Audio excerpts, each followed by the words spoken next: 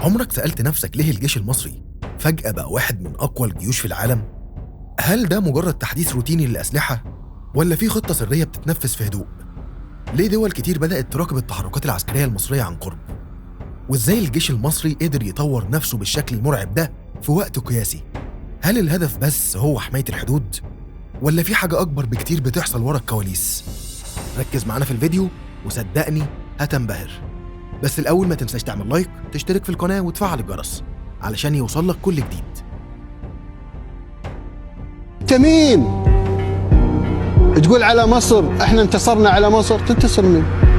اقسم بالله لو تشيل بس الحدود يدش عليك الجيش المصري هي ساعتين.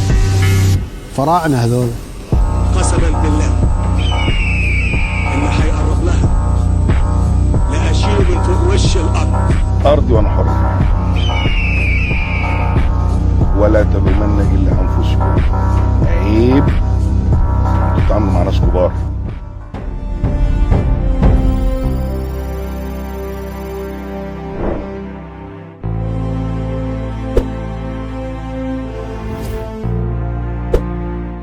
في السنين الأخيرة الجيش المصري بقى حديث العالم، وانتقل من كونه جيش تقليدي لواحد من أقوى جيوش العالم. الموضوع مش مجرد تحديث عادي، لأ، دي خطة كبيرة ماشية بخطوات مدروسة علشان تخلي الجيش المصري واحد من أقوى الجيوش في المنطقة والعالم. ركز معنا في الفيديو وصدقني هتنبهر. بداية النقلة النوعية للجيش المصري. من 2014 مصر زودت الإنفاق العسكري بتاعها بشكل كبير، وصرفت أكتر من 50 مليار دولار على تحديث القوات المسلحة. الموضوع مش مجرد تسليح وخلاص، لأ، ده الجيش المصري بيجهز نفسه لمواجهة أي تهديدات إقليمية، سواء كان في سيناء أو التوترات اللي بتحصل في البحر الأحمر والبحر المتوسط. وكان لازم يكون عنده قوة جاهزة تستجيب لأي تهديد في أي وقت. الجيش المصري كمان ما اكتفاش بشراء السلاح، لكنه بدأ يطور عقيدته القتالية، وبقى فيه تدريبات مكثفة للقوات الخاصة، وكمان تم تحديث التكتيكات العسكرية علشان الجيش المصري يبقى جاهز لأي مواجهة في المستقبل. بالإضافة لكده بدأت مصر تهتم بتطوير المعدات الإلكترونية وأنظمة الاتصالات الحديثة اللي بتسمح للقوات المسلحة بالتحكم في العمليات العسكرية بكفاءة أعلى، وده بيضمن سرعة اتخاذ القرار في أي موقف طارئ. إزاي الجيش المصري تطور في آخر 10 سنين؟ ال10 سنين اللي فاتوا شهدوا تغيرات ضخمة في تسليح الجيش المصري، وبدل ما يكون معتمد على مصدر واحد بقى عنده تنوع كبير في السلاح. وطبقاً لتقارير معهد ستوكهولم الدولي، مصر رفعت إنفاقها العسكري بنسبة 136% بين 2011 و2020، وده خلاها ثالث أكبر مستورد للأسلحة في العالم. زمان كان الجيش المصري معتمد بشكل أساسي على أمريكا، لكن دلوقتي بقى عنده صفقات مع فرنسا وروسيا وألمانيا وإيطاليا، وده خلاه يكتسب مرونة كبيرة وما يبقاش تحت رحمة قرارات سياسية ممكن توقف عنه التسليح. التوسع في مصادر التسليح كان واحد من أهم العوامل اللي خلت الجيش المصري أكتر قوة. فبعد ما كان 80% من سلاحه جاي من أمريكا، دلوقتي بقى عنده صفقات ضخمة من فرنسا وروسيا وألمانيا، وده خلاه أكتر استقلالية. التحديثات شملت تطوير المعدات الثقيلة زي الدبابات والمركبات القتالية، وده ظهر في تصنيع 500 دبابة T-90 محلياً، اللي قلل تكلفة الاستيراد ورفع من قدرة التصنيع العسكري.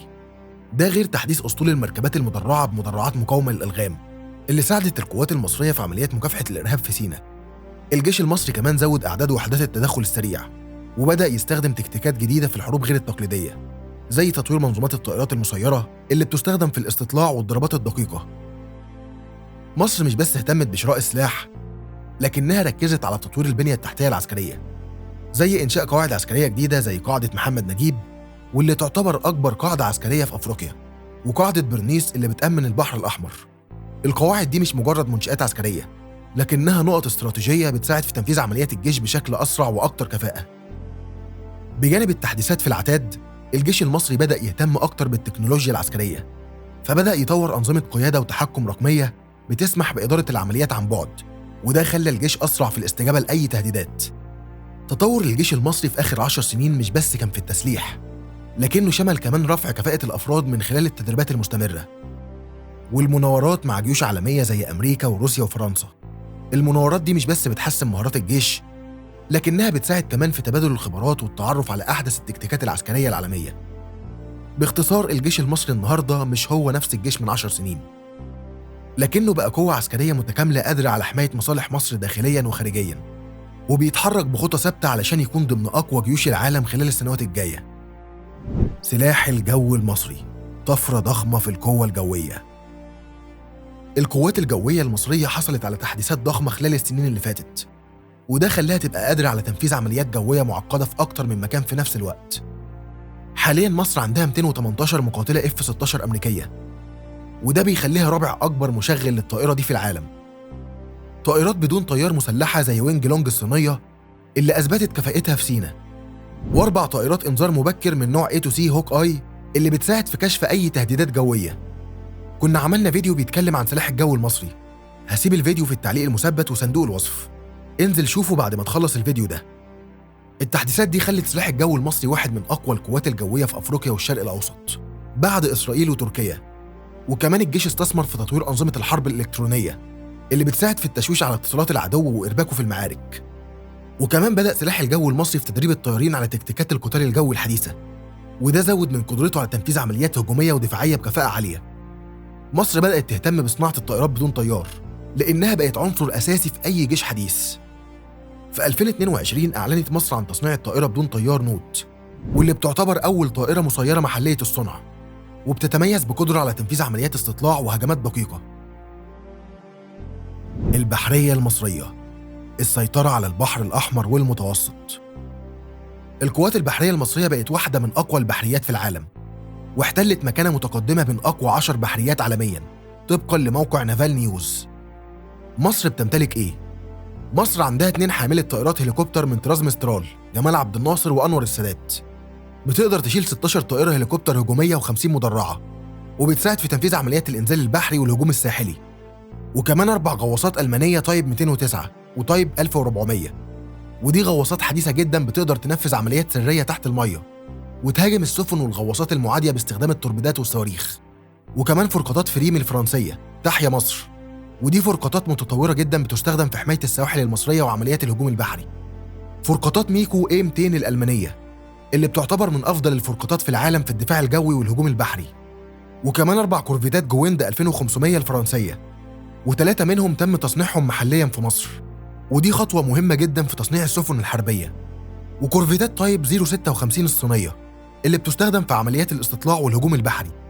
مصر عندها أسطول كبير من لانشات الصواريخ السريعة زي لانشات أمباسادور الأمريكية، واللانشات المصرية المصنعة محليا بتستخدم في تأمين السواحل وتنفيذ هجمات سريعة وتأمين المنشآت الحيوية على البحر. مصر عندها سفن إمداد ودعم لوجستي بتساعد في تزويد القطع البحرية بالوقود والذخائر أثناء العمليات البحرية الطويلة. مصر عندها صواريخ كروز مضادة للسفن زي بي 800 أونكس الروسية والسكوت الفرنسية، ودي بتقدر تدمر أي سفينة معادية بتحاول الاقتراب من المياه المصرية. بجانب كل ده مصر بتواصل تطوير قواتها البحرية، سواء من خلال شراء قطع جديدة أو تطوير القطع الحالية، مع بناء قواعد بحرية ضخمة زي قاعدة برنيس العسكرية اللي بتعتبر واحدة من أكبر القواعد البحرية في الشرق الأوسط. الصفات دي خلت البحرية المصرية تقدر تسيطر على البحر الأحمر والمتوسط. القوات البرية والدفاع الجوي، تحصين الأرض والسماء. مصر مش بس طورت قواتها الجوية والبحرية، لكنها عملت تحديثات ضخمة في القوات البرية والدفاع الجوي. القوات البرية المصرية تعتبر العمود الفقري للجيش، وبتضم آلاف الدبابات والمركبات المدرعة اللي بتأمن حدود مصر البرية الواسعة وبتساعد في تنفيذ العمليات العسكرية بسرعة وفعالية.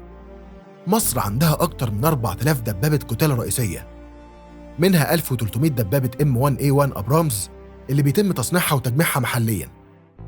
كمان القوات البرية المصرية بتضم 500 دبابة T-90 الروسية، واللي بيتم تصنيعها محلياً بنسبة 70%، ودي واحدة من أقوى الدبابات القتالية في العالم.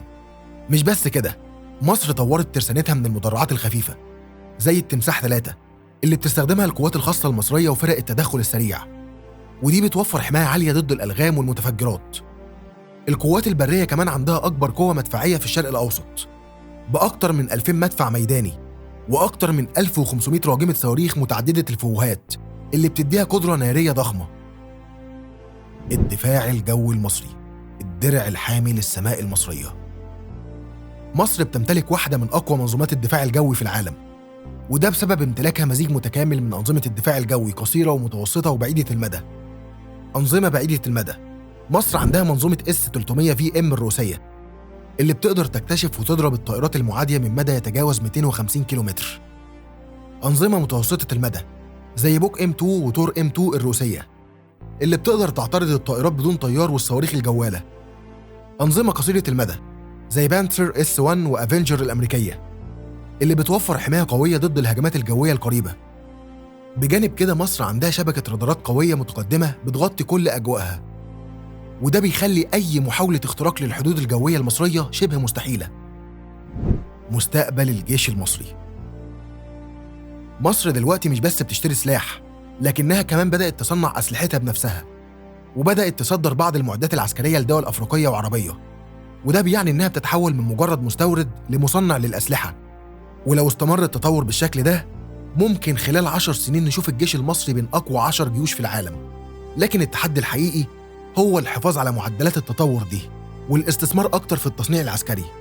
بجانب كده مصر شغالة على تحديث البنية التحتية العسكرية زي بناء قواعد جديدة وتطوير مراكز القيادة والسيطرة علشان تقدر تدير عملياتها بكفاءة عالية.